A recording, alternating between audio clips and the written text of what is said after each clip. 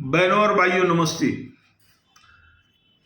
दोस्तों, इस शहर में जो अपराध बढ़ चुका है, बढ़ता जा रहा है, युवा अपराध की गर्त में चलते जा रहे हैं।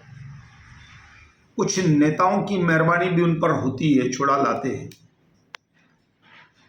सबसे पहले तो ये जो अपराध होने का कारण है वह पुलिस की गश्त न होने के कारण है।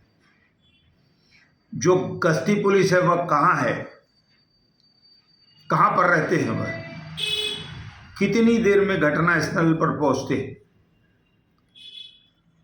सबसे पहले मैं बताऊंगा कि इस शहर में हर दिन तलवारबाजी, चाकूबाजी, हत्या, कोई डर नहीं है हम लोगों को। उसके बाद सरेआम लड़कियों को छेड़ना, दादागिरी करना, 6-6, 8-8, 10-10 का गुट बना करके एक व्यक्ति को घेर लेना, रोज आप पढ़ रहे हैं अखबारों में, छोटे छोटे चैनलों में। तो इन सबको रोकेगा कौन?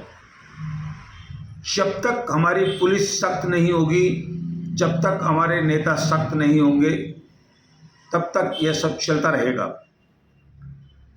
इस शहर में लॉटरी का कारोबार जो शंकर आहूजा चलाता है, कभी बंद होता है, कभी चालू होता है। अब मैं उसके बाद एक बहुत बड़ी घटना आपको बताता हूं। मटका आंकड़ा, यह बड़ी तादाद में हो रहा है। एक एक व्यक्ति स्कूटर में घूमकर आंकड़ा लिखता है। उसके बाद दर्जनों सैकड़ों जुआ खाने हैं जहां बड़ी बड़ी जुआ होती है। उसके बाद भंगार चोरी होता है, भंगार वालों को बेच दिया जाता है, उनके पास कौन सा लाइसेंस है। आइए कुछ टपोरी रिक्शा वालों की बात करेंगे। दोस्तों, मैं सब भाइयों के लिए नहीं बोल रहा हूं, ये शहर हम सब लोगों का है। इसमें जो कुछ असामाजिक तत्व घुस आए हैं, उन सबको रोकना हम सबकी जिम्मेदारी। परसों मैंने देखा कि चालिया साहब मंदिर के पास जो चढ़ान है, वहां पर 2 रिक्शा ऐसी खड़ी है, एक रिक्शा सामने खड़ी है। अब आप बताइए कि वो तंबाकू मल रहा था, तो बाकी लोग जाएं कहां, कैसे जाएं वहां से? जाए रहे, मैं भी बात करता तो मार खा के आता। अपनी खाल बचानी है सबको। उसके बाद जैसे एप्पल बार, श्री राम टाकीज पर 2 दिन पहले बड़ा हादसा हुआ। ऐसा कोई दिन नहीं है जब हादसा नहीं हो रहा है शहर में। श्री राम टाकीज पर यह चीज हुई। अब यहां मैं एक चीज और बताता हूं, ट्रैफिक वालों के न होने के कारण। और ये टोइंग वैन जो गाड़ियां उठा रही है, उसमें जो लड़के बैठे, उसमें जो पुलिस वाला बैठा है, उसमें जो ड्राइवर बैठा है, जो लड़के बैठे हैं उनका कैरेक्टर सर्टिफिकेट आपने लिया है? बार बार हमारे शहर में ये चीजें होती है। आप बिना अलाउंस किए गाड़ी उठा लेते हैं, बिना नंबर लिखे गाड़ी उठा लेते हैं, बहन बेटी की गाड़ी उठा लेते हैं, कोई मेडिकल पर गया उसकी गाड़ी उठा लेते हैं आप, कोई पेंशन निकालने गया उसकी गाड़ी आप उठा लेते हैं। आपने कहा था कि ऐसा नहीं होगा, लेकिन हो रहा है। कल एक वृद्ध के ऊपर गाड़ी ठोकी जा रही थी, फिर उसके साथ दादागिरी। फिर जब लोग कुछ करेंगे तो आप कहेंगे 353 बरस इन्होंने सरकारी काम में बाधा डाली। भैया, इस शहर के लोग कहाँ जाएं? क्यों यहां पर कोई नेता निकल क्यों नहीं रहा है? आखिर हुक्का पार्लर चल रहे हैं, लड़कियां भी इसका इस्तेमाल कर रही हैं, सैकड़ों अवैध ढाबे चल रहे हैं, सैकड़ों। इस शहर में नेवाली में, दूसरी जगहों पर, वहां पर सब मिलता है आपको। शराब जिसका लाइसेंस आपको नहीं है। यहां पर मैं वाइन वालों को भी दोष दूंगा। आपको शराब होलसेल नहीं करनी है, आप कर रहे। बहुत सारी होटलों ने लाइसेंस नवीनीकरण नहीं कराया, उनके पास पैसे नहीं है, उसको आप शराब दे रहे हो और शराब वहाँ पर चल रही है, ढाबों पर शराब चल रही है। दोस्तों, अब मैं आगे की बात पर आऊँगा कि क्या यहाँ पर कभी कोई ऐसा पुलिस वाला नहीं आया जिसने इस शहर पर कब्जा, एक सुधार लाया? बिल्कुल आया। सबसे पहले मैं 1980 की बात करूंगा, जब रिबेरो साहब थाने जिले में आए।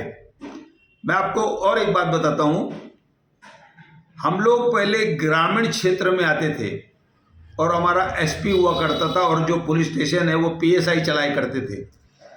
ग्रामीण क्षेत्र में हम लोग थे। उसके बाद 1980 में हम लोग रूरल एरिया यानी कि शहर में आए हम लोग।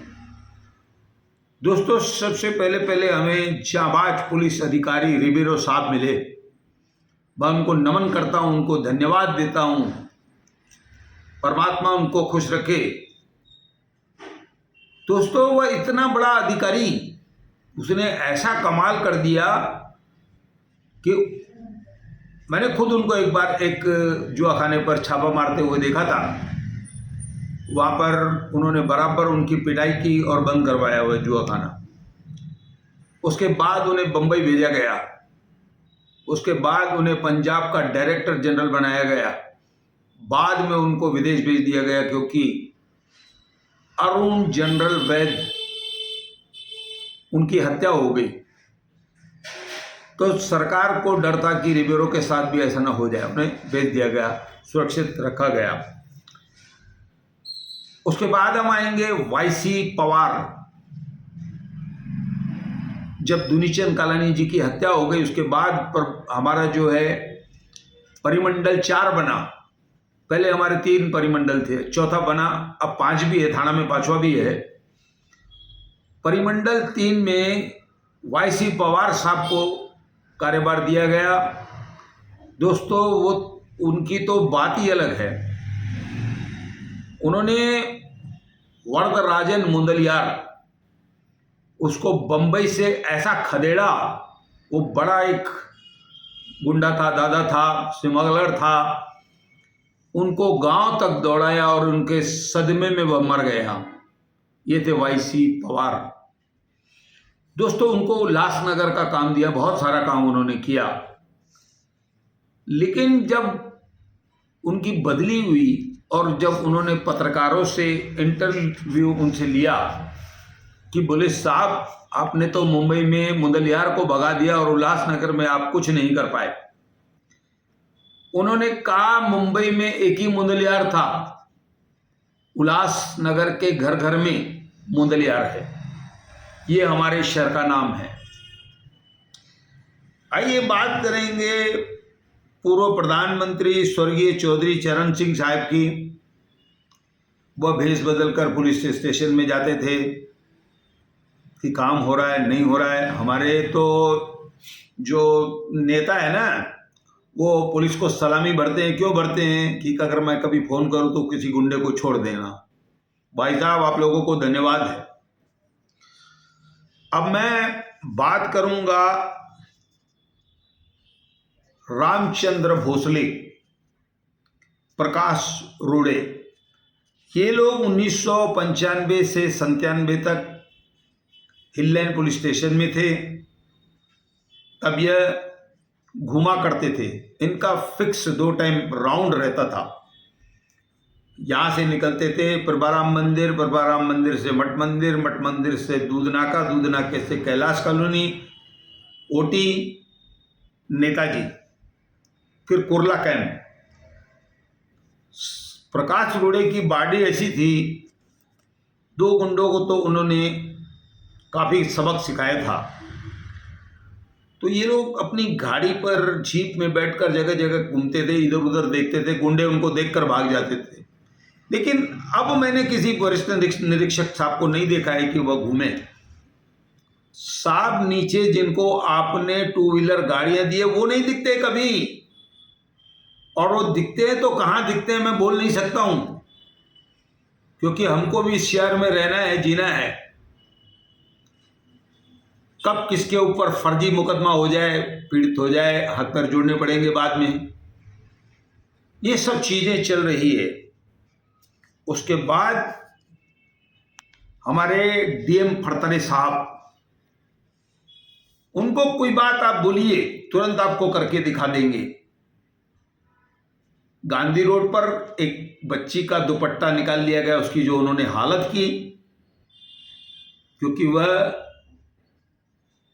जो लड़के थे वह पुलिस वालों के लड़के थे, फिर भी उन्होंने उसे छोड़ा नहीं। वह लोग भाग गए, दुपट्टा निकाल करके, जैसा आज आप YouTube पर देख रहे हैं वैसी ऐसी घटना हुई है। ये 2000 साल की घटना है। तो उस समय ऐसा अपराध हुआ था, उन्होंने बड़ी दिलेरी से उस काम को किया। एक दिन बाजार बंद कराई गई और वह राउंड पर थे, एक व्यक्ति दादागिरी कर रहा था, उसको पकड़ कर धो डाला। तो ऐसे अधिकारियों का डर रहता है। अब हम अगर कोई चीज कर नहीं पा रहे हैं, मैं डीसीपी साहब को, एसीपी साहब को कहना चाहूंगा, यहां से वरिष्ठ निरीक्षक साहब को, आपके टोइंग वैन वाले जो कर रहे हैं वो अच्छा नहीं है,